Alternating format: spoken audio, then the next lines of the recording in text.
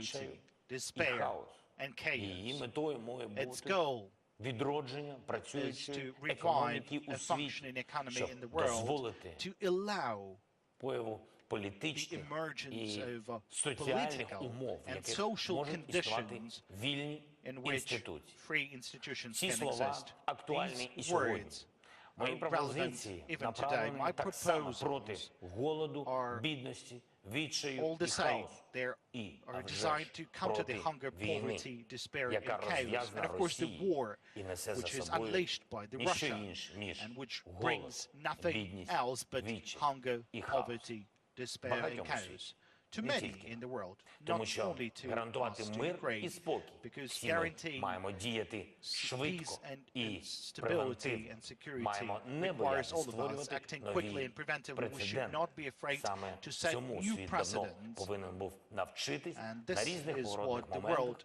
should learn at various turning points to which it paid a high price. This was the price for the fact that the world will only respond, but not to act preventively. So now we can do it differently, finally, in the correct way. Thank you for your attention. Glory to Ukraine.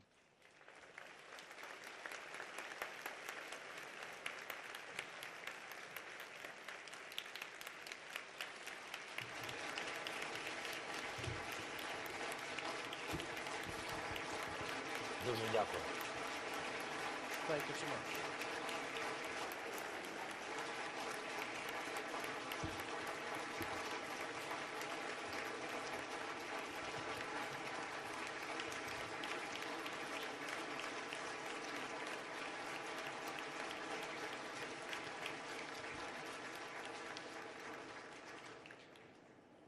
Thank you, President Zelenskyy.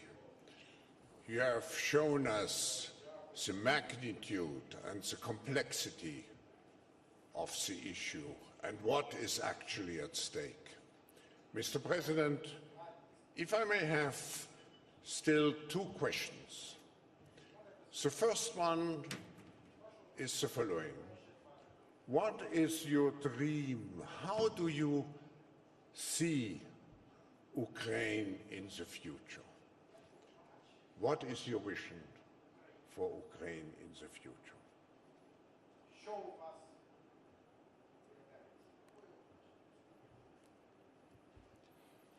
Дуже дякую за запитання. Воно і складне, і просте, і філософське, і предметне. Ви знаєте, скажу відверто вам, я як президент воюючої держави, ми думаємо, яка Україна буде сьогодні. Тому що скільки людей ми втратили за ніч, з цього починається мій ранок. Ви знаєте, сьогодні ми, наприклад, закінчили роботи і на Десні, на жаль, сьогодні статистика, на Десні під уламками сьогодні 87 жертв, 87 трупів, вбитих життів. А ви знаєте, що таке життя? Життя – це і є майбутнє. Тобто без цих людей вже буде майбутнє України. Я не хочу зараз глибоко йти в емоції. Наша держава дуже багато втрачає сьогодні. І це її зміцнює. І такою вона буде. Вона дуже дорого сплачує за цю свободу і за незалежність, за цю боротьбу, не боюсь цього слова, народну війну за незалежність і свободу нашої держави. І не просто так ми це робимо. Попереду перемога. Тому попереду це буде переможна держава з об'єднаною народом і владою. Я дуже радий, що так виявилося, що такий міцний народ, і народ, і військові, і всі. І тому це буде сильна держава, у якій будуть конкретні пріоритети щодо безпеки. Ми розуміємо, що в будь-який момент з таким сусідом може бути будь-що, і, на жаль, може бути війна. Війна може повторюватися. Впевнений в цьому. Ми повинні зробити так, повинні зробити такі умови, щоб люди, бізнес, будь-що не боялися розвиватися в нашій державі. Щоб наші люди всередині дійсно мали приклад Ізраїлю дуже непоганий, але Ізраїль невелика держава. Я зараз про територію. Speaking just of про territory, this історичний is вплив. А a ми smaller велика держава, state. найбільша територія This is not about historical, but just в Європі, geographically. тому нам захищати дуже складно Ukraine таку is державу. a Тому bit bigger than наше that in завдання Europe, зробити and the task of defending our land is найсучаснішу more complex. систему And the task is to протиповітряної create the оборони, most найсучаснішу up-to-date мультисистему defense безпеки. system, to create the Наше most завдання мати multimodal договір щодо defense безпеки and з іншими security system, країнами, яким ми довіряємо, to яких вважаємо enter партнерами. Цей договір має бути повноцінний, бажано, щоб він був ратифікований в парламентах держав стратегічних партнерів, і щоб безумовно, те, про що я говорив, будь-які шанси агресора на майбутнє вторгнення в Україну припинялись ще до входу їх на нашу землю. В безпеці повинні жити, ще раз повторюсь, як люди, так і бізнес в Україні. А це розвиток і технологій, а це і цифровізація. У нас немає шансу відроджувати знов ті чи інші корупційні кроки, ті чи інші корупційні інституції, олігархічний вплив. Цього всього в Україні не буде. І нічого зараз цього вже немає. І тому саме така держава, потужна держава, модна держава, технологічна держава і безпечна держава, яка при всьому цьому готова у будь-який момент захистити свою землю і своїх людей. Приблизно так. This is my dream of Ukraine. Thank you.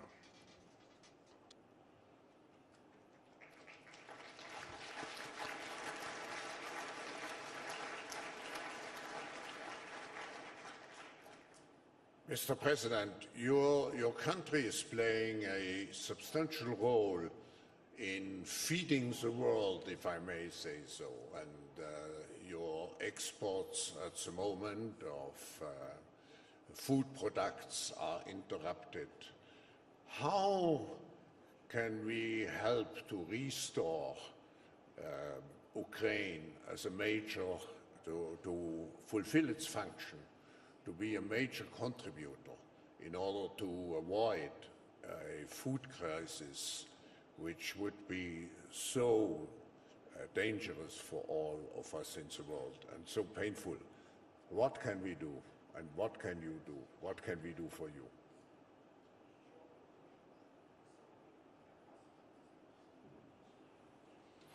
Ну, ви знаєте, тут багато кроків і бажано, щоб всі ці дії були об'єднані навколо України. Так воно і відбувається. По-перше, вирішуючи стратегічне питання щодо розблокування наших портів. Ви знаєте, що вони всі заблоковані. Заблоковане Чорне море і Азовське узбережжя. Заблоковано повністю Російською Федерацією. Тим не менше, ви повинні знати, що зерно частково щоденно ворується, крадеться російськими людьми, військовими, потім привозиться кораблями до тих чи інших країн. Перше, це дуже швидко реагувати.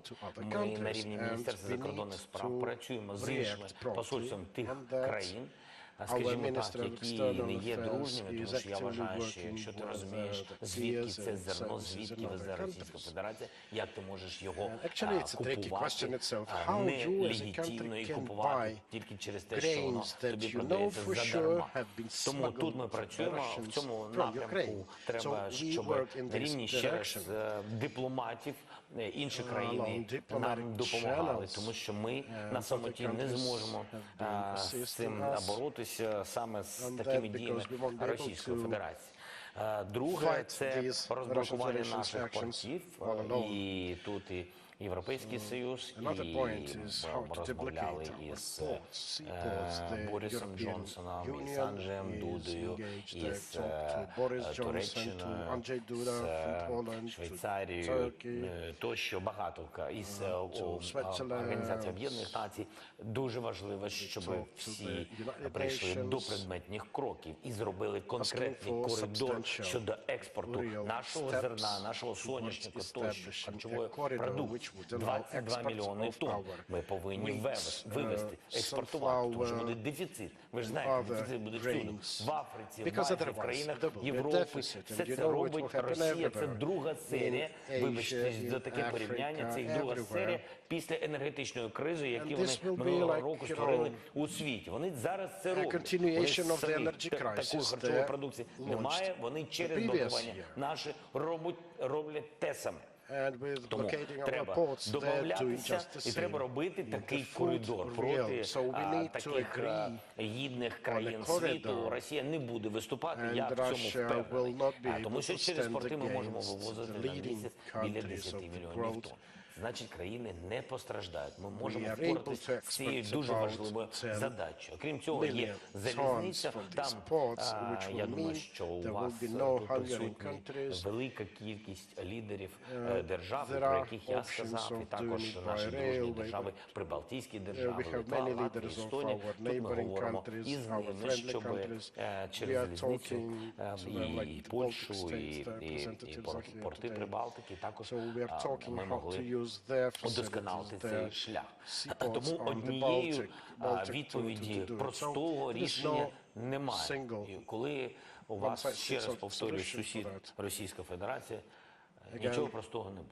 there can Тим не be no менше, simple виходи solution є, with a окрім neighbor цього, like є Russia Federation. і військові можливості Well, there are also розблоковувати нашу military державу, solutions how to саме deblocate нашу землю і саме our наші country, our води. land, Чим ми our збираємось waters. займатися також we паралельно, are і going тут потрібна to допомога do it всього parallel світу. to other Прошу efforts. не Again, забувати, що we need війна assistance from іде. around the world for Війна, that. її Let us завжди not не forget. відчуваєш, коли вона The десь war там is далеко, going on. за You may not сотні perceive тисячі it кілометрів, as але being повірте, quite швидкість цієї агресії some такої, 1,000 вона kilometers from you, but this дуже, is still imminent дуже and може immediate aggression. прискоритись, якщо Україна And it can впаде. speed up Блокування if портів Ukraine один з таких fails. шляхів. Вони зруйнували нам повністю The нафтопереробний blockade of завод seaports is і one of those резерви steps. нафтові, резерви They щодо ruined бензину, our, дизелю well, тощо. refinery Таких речей, industry, таких викликів у we України have дуже problems with багато. imports of Я fuel, прошу допомагати petrol, Україні, diesel, щоб so постійно many допомагати. challenges І we have фінансово. to face, Ми and I сьогодні, ask я everyone to в промові assist сказав про financially фінанси, and що ми not потребуємо in займатися terms цими of процесами financing. і I розблокування, explained і дефіцит today харчів that у we Європі, need у to світі, deal with і війна з Росією. Ми multiple повинні issues and займатися challenges цими like стратегічними food deficits речами. in А the окремо world, in Europe, повинна працювати we have to економіка. deal І нам with сьогодні Russia, but складно. parallel Тому to that, щодо our дефіциту national грошей, тут economy ми has to remain вдячні cooperative. за допомогу фінансовим Financial інституціям і assistance, Міжнародного and we are валютного deeply фонду. grateful Я to окремо international, хочу particularly подякувати financial і institutions Кристаліні for their Георгієвої assistance, за наші the IMF. такі дуже I'd like to предметні particularly розмови personally і thank домовленості. Christalina Я Georgieva думаю, що і Сполучені Штати Америки understanding. I також, would like і та to підтримка, thank яку the United президент States Байден of підписав. America Все це for дуже the важливо. support. Я просто Some прошу of the recent діяти разом packages have і been прошу recently діяти signed швидко. Без by цієї President швидкості ми Biden. втратимо So we багато welcome чого. it, but we want everything to come Дякую. as fast as possible because much depends on the speed.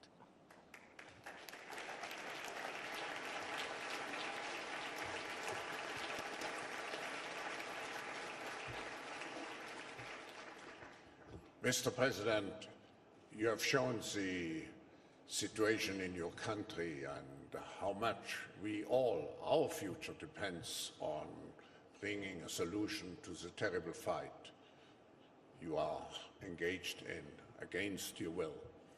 Now, you have here, Mr. President, in the hall, more than 1,000 leaders from politics and business. If you had a personal wish to each of those leaders, and if you would address individually each of those leaders, what would be your message to conclude our session today? What would be your message to each of the leaders here? Your personal message.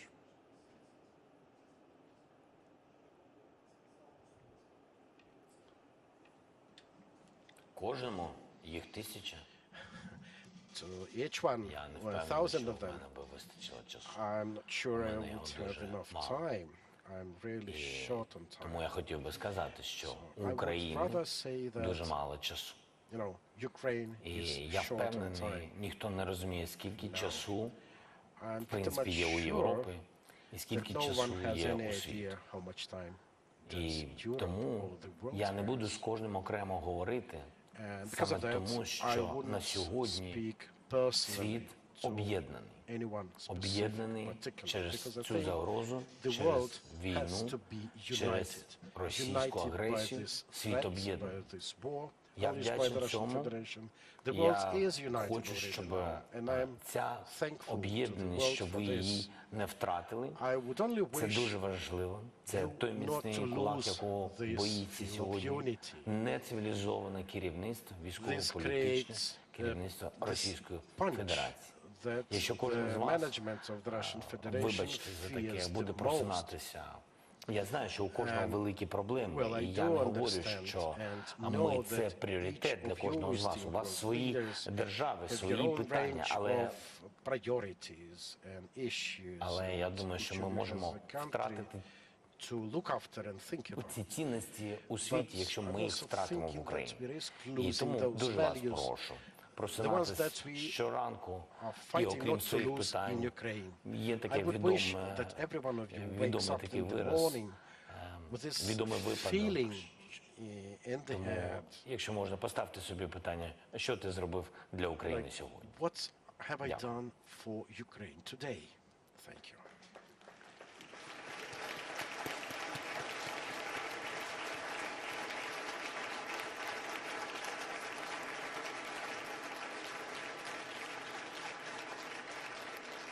Mr. President, I can conclude this session by thanking you, by saying we are all united with you.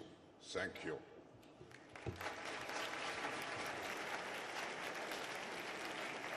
Дякуємо вам.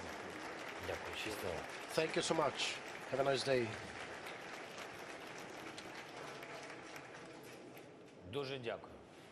Дякую за підтримку. Thank you indeed. Thank you for your support.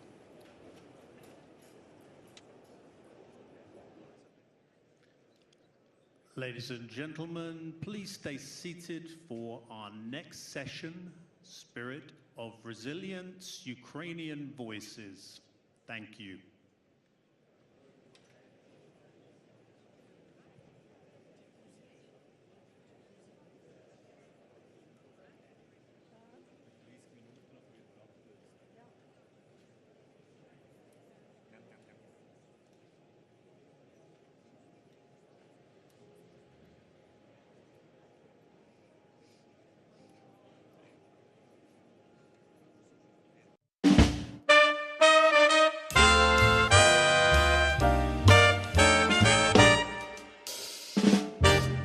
The tables are empty,